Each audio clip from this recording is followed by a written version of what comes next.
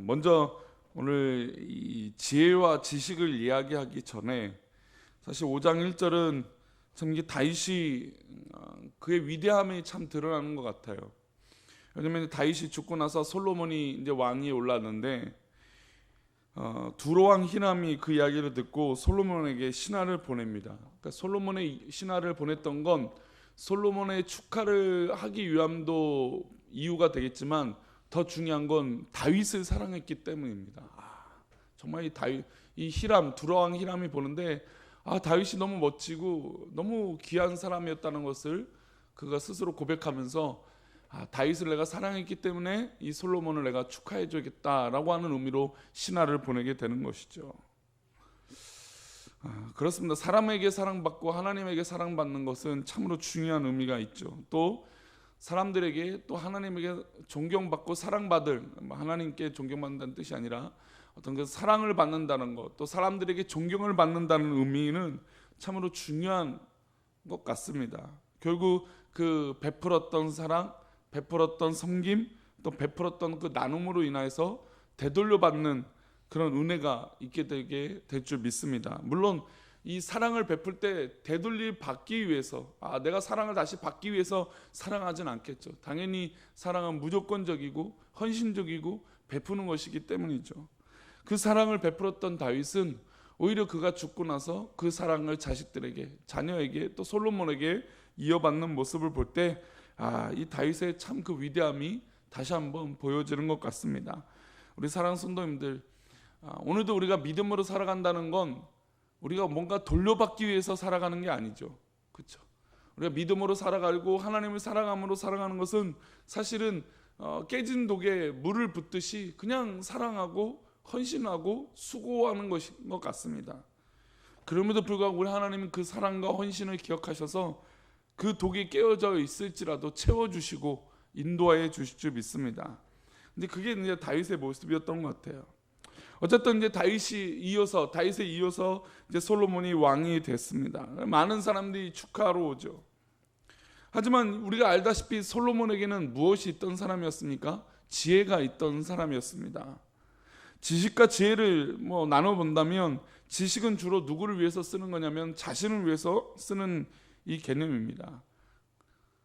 배우고 익힌 것이 나에게 한정될 때 지식을 많이 쌓은 사람이라고 얘기합니다. 전문가라죠.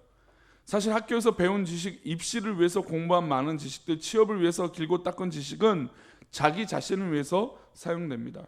하지만 지혜로 넘어갈 때는 자신을 넘어서서 관계의 개념에 들어갑니다. 아무리 많이 배운 사람이라도 공동체를 위하지 못하고 그 배운 지식을 활용하지 못한다면, 풀어내지 못한다면 지혜로운 사람이라고 이야기하지 않습니다.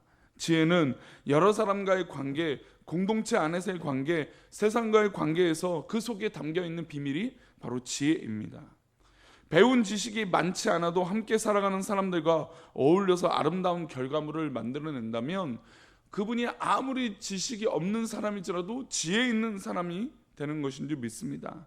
자신뿐만 아니라 여러 사람들이 가지고 있는 지식을 끌어내어서 공동체가 추구해야 할 가치를 만들어가고 또 이뤄나가는 거, 모든 사람들을 품고 끌고 나가는 거, 그런 사람들이 지식이 있는 사람이 아니라 지혜 있는 사람이라고 얘기하는 것이죠.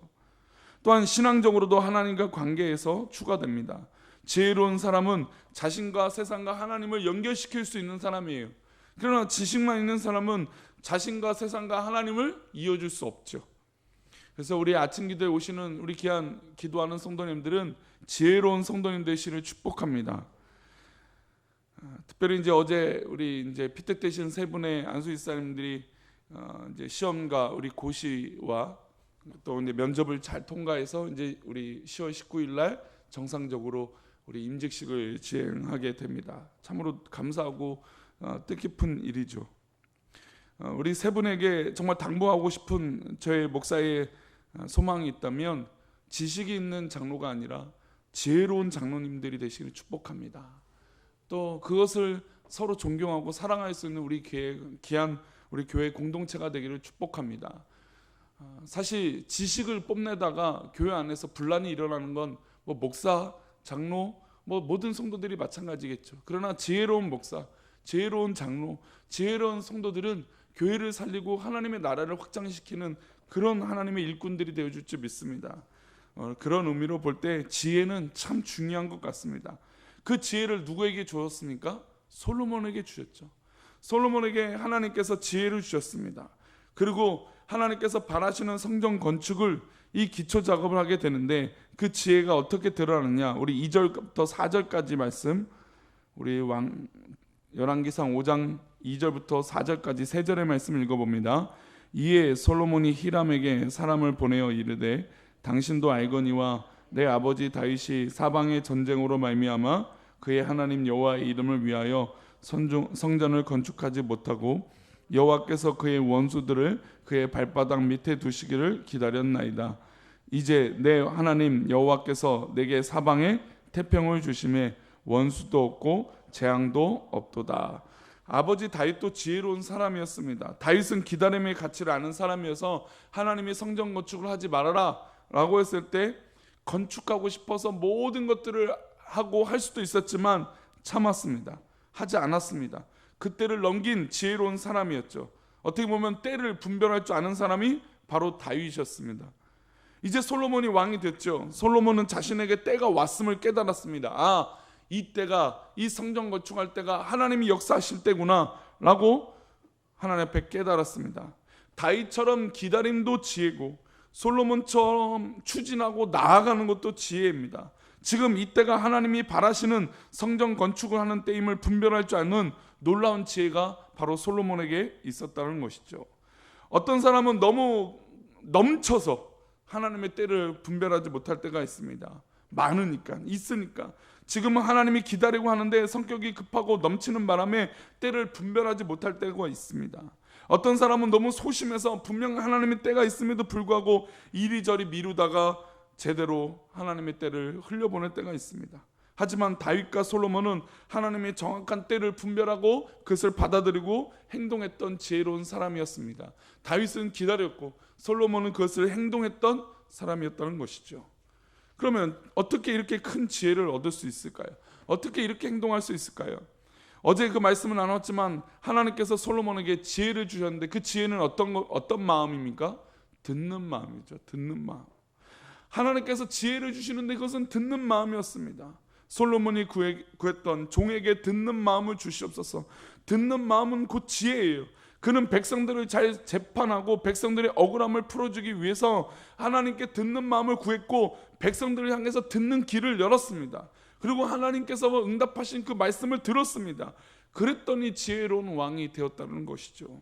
하나님께 기도하고 하나님과 소통하는 사람, 그 때를 또 알고 나아가는 그 사람, 또 멈춰야 될 때를 멈출 줄 아는 사람, 그것이 바로 진짜 지혜로운 사람이라는 것이죠. 하나님이 말씀하시니 가는 것이고 하나님이 멈추라고 하니까 멈출 수 있는 사람이 바로 지혜로운 사람입니다. 솔로몬은 바로 이런 듣는 마음으로, 하나님께 듣는 마음으로, 성도들에게 듣는 마음으로 성숙하고 성장하게 되었다는 것입니다. 이때 지혜는 동역으로 나타나요. 말씀드린 대로 지혜는 공동체, 이 관계에 있다고 했죠. 그래서 이 솔로몬의 지혜는 동역함으로 나타나는데 우리 6절 말씀 보겠습니다. 6절, 당신은 명령을 내려 나를 위하여 레바논에서 백항목을 베어내게 하소서. 내 종과 당신의 종이 함께할 것이요 또 내가 당신의 모든 말씀대로 당신의 종의 삭을 당신에게 드리리이다. 당신도 알거니와 우리 중에는 시돈 사람처럼 벌목을 잘하는 자가 없나이다. 성전을 건축하기 위해서 나무가 필요했습니다. 그런데 나무를 우리 이 이스라엘 지경에서만 구할 수 없어요. 그리고 나무를 잘 베는 사람이 이스라엘 지경에 없었습니다. 그래서 이 두로왕 히람에게 신하를 보내서 그와 타협하고 그에게 지혜를 구했습니다. 레바논에서 백항목을 베어내는데 내 종과 당신의 종이 함께 할 수 있도록 해주십시오 라고 지혜를 발휘합니다. 즉 이 지혜를 받은 사람이 좋게 여기는 거예요. 그러니까 즉 지식만 나만 오르면 상대방은 불편합니다. 그러나 지혜로운 제안과 지혜로운 사랑은, 지혜로운 관계는 그 사람도 납득이 되는 거예요. 상대방도 납득이 되니까 라고 하는 것이죠. 그래서 함께 할 수 있는 것입니다. 바로 지혜로운 결과물이 나오는 건 관계의 회복과 관계의 성장과 관계로 일하게 되는 것이에요. 여기서 당신이라고 표현한 사람 바로 두로왕 히람, 말씀대로 이 히람이 솔로몬이 성전 건축하는 걸 이스라엘 땅에만 국한되게 하지 않고 히람이 적극적으로 그 일을 도왔다라는 것입니다. 아무리 자기의 나라가 각성하고 강성하고 나라의 지경이 넓다 해도 혼자만 이것들을 감당할 수 없었다라는 것입니다. 주변 나라의 일이 또 주변 나라의 도움이 필요하다는 것입니다. 이게 사실은 사회요, 경제요, 어떻게 보면 전 세계의 어떤 관계일 수 있습니다.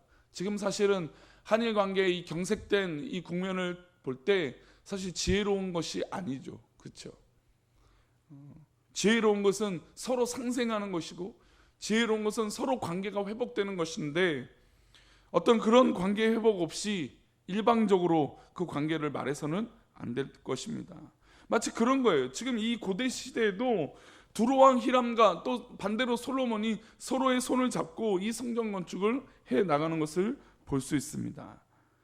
어떻게 보면 세상은 혼자 살 수 있는 것이 아닙니다. 세상은 혼자만 똑똑한 것이 아닙니다. 아무리 지식이 풍부하다 하더라도 혼자서는 세상을 살아갈 수가 없습니다. 인생을 살면 살수록 옆사람이 나에게 도움이 된다는 것을 깨닫습니다. 내가 부족한 것은 타인이 넘침으로 채워주고 내가 넘치면 타인이 약함을 채워주는 것이 바로 공동체의 아름다운 것인 줄 믿습니다. 이게 바로 지혜인 것이죠. 우리 아침 기도에 오신 우리 성도님들 참된 지혜가 넘치기를 축복합니다. 성도님들의 지혜로 말미암아 성도님들이 있는 공동체와 또 사회와 모든 부분들이 평화롭고 귀한 공동체로 나아가기를 축복합니다. 그러기 위해서는 어떤 마음이 필요합니까? 바로 듣는 마음이 필요합니다. 듣는 마음, 듣는 믿음으로 하나님 앞에 귀한 일들을 감당하는 우리 사랑하는 아침 기도에 모인 우리 성도님 되시길 축복합니다. 우리 맥체인 성경 읽기표 에베소서 2장의 말씀 보겠습니다.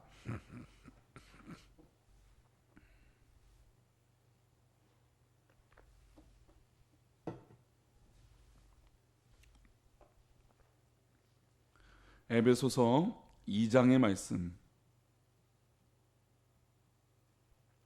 우리 하나님이 우리에게 지혜를 주시고 또 우리를 인도하십니다. 이 모든 것들이 뭘까요? 어떤 의미일까요? 우리가 잘해서요?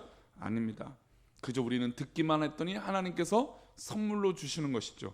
우리 8절 말씀 볼까요? 8절입니다. 시작. 너희는 그 은혜에 의하여 믿음으로 말미암아 구원을 받았으니 이것은 너희에게서 난 것이 아니요 하나님의 선물이라.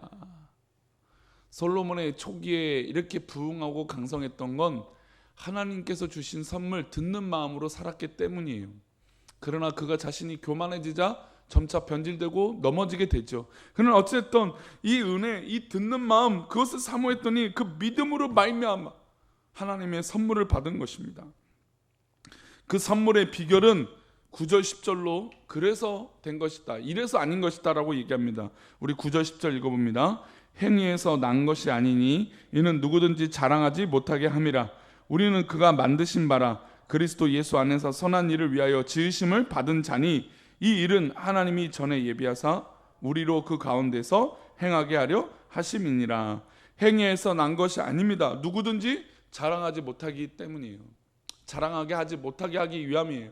혹시 우리가 우리의 했던 어떤 그런 과거의 어떤 신앙적인 모습이 자랑이 됐다면 그것은 하나님이 하신 일이 아닐 수도 있습니다. 내가 한 것일 수도 있어요. 그래서 하나님은 철저하게 이 은혜, 이 구원의 감격, 우리에게 주어진 것은 하나님의 은혜입니다. 하나님께서 선물 주신 것입니다 라고 고백해야 될 줄 믿습니다. 그래서 우리는 그가 만드신 바고 우리를 선한 일을 위하여 지으신 바든 철저히 주권이 하나님께 있다라고 고백하는 것이에요. 이게 바로 듣는 마음이라는 거죠. 내가 잘나고 내가 할 수 있으면 뭐하러 듣습니까? 내가 하면 되니까. 근데 하나님의 듣는 마음, 하나님께서 하시는 말씀을 들고자 할 때 내가 있는 것이 아니라 하나님이 그때부터 그 일을 시작하신다는 거예요. 솔로몬의 위대했던 건, 솔로몬 시대에 가장 강성하게 되었던 건 정말 이 곳간이 막 너무 넘쳐서 뭐 그냥 널린 게 막 재물이고 재산이었던 것처럼 그렇게 부강하고 대단한 나라가 되었던 건 하나님 앞에 들으려고 했던 이 겸손한 믿음의 고백, 그렇게 하나님 앞에 주권으로 나갔던 신앙적인 고백이 있었기 때문이에요. 그러나 그가 점차 길을 닫기 시작하고 하나님의 음성을 듣지 않기 시작할 때 그는 변질되기 시작했다는 것입니다. 오늘 우리에게 귀한 하루의 선물을 주셨습니다. 이것은 우리에게서 난 것이 아니라 우리가 숨 쉬어서 난 것이 아니라 하나님께서 우리의 숨을 이어주셨기 때문인 줄 믿습니다. 즉 우리의 생명도 우리의 삶도 하나님 주신 선물로 하루하루 살아가는 것이에요. 그러면 이 귀한 하루, 하나님께서 주신 하루를 살아갈 때 내 뜻대로 살아가시겠습니까? 아닙니다. 하나님의 뜻대로 하나님께 듣는 마음으로 살아가시는 귀한 믿음의 삶이 되시기를 축복합니다. 그럼 하나님께서 우리 성도님들을 도우실 것입니다. 하나님께서 우리 성도님들을 이끌어 주실 것입니다. 이렇게 믿음으로 고백하며 살아가시기를 축복합니다. 기도합니다. 하나님 감사합니다.